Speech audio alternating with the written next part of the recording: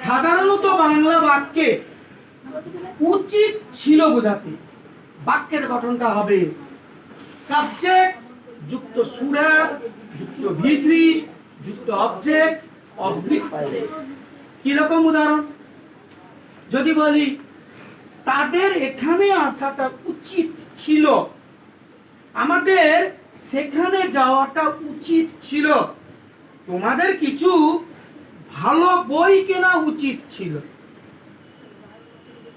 আজ সন্ধ্যায় তোমার ভাইকে একটা চিঠি লেখা তোমার উচিত ছিল।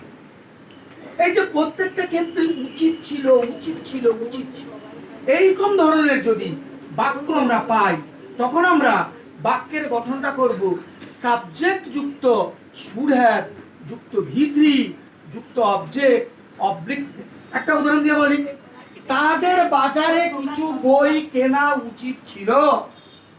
তাহলে আমরা কি করব? কর্তাকে তাহাদের, তাহলে তাহাদের এখানে কি বসাবো?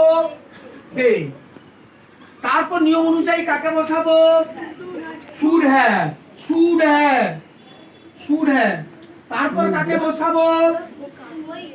কেনা ইংরেজি বসাবো। তাহলে কেনা ইংরেজি কি? Buy bought bought. তাহলে বিওইউজিএসটি বট। তাহলে পুরোটার কি মানে দাঁড়ালো? They should have bought. তাদের কেনা উচিত ছিল কি? না কিছু ভালো বই। তাহলে some good books, some good books, কিছু ভালো বই। এবার প্রশ্ন আসবে কোথায়? না বাজারে। তাহলে to the market, to the market বলে দেয়।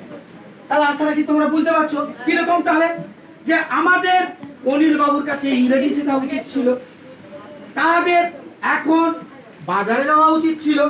এই যে উচিত ছিল প্রত্যেকটা ক্ষেত্রে, তাদের এখন বাজারে যাওয়া উচিত ছিল, তাদের এখন ইংরেজি শেখা উচিত ছিল, হ্যাঁ, তাদের তোমার ভাইকে এখন কিছু টাকা পাঠানো তোমার উচিত ছিল। এই যে প্রত্যেকটা ক্ষেত্রে উচিত ছিল উচিত ছিল উচিত ছিল, এই উচিত ছিল পথে আমরা ব্যবহার করব সাবজেক্ট যুক্ত শুড হ্যাভ যুক্ত ভিত্রি যুক্ত অবজেক্ট অবলিক প্রেস। বুঝতে পেরেছো?